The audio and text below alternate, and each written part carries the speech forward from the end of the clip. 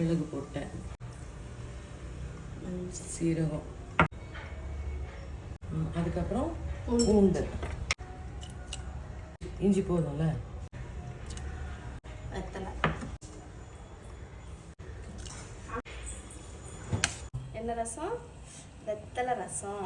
வெத்தலை ரசமா? வெத்தலை ரசம் ஆக்சுவலி அடுத்த ரெசிபி. ஓகே, ஒரு 2 கட்டு புளியை ஊற்றிட்டு தாளிச்சு கொட்டினோமா வெத்தலை ரசம் ரெடி.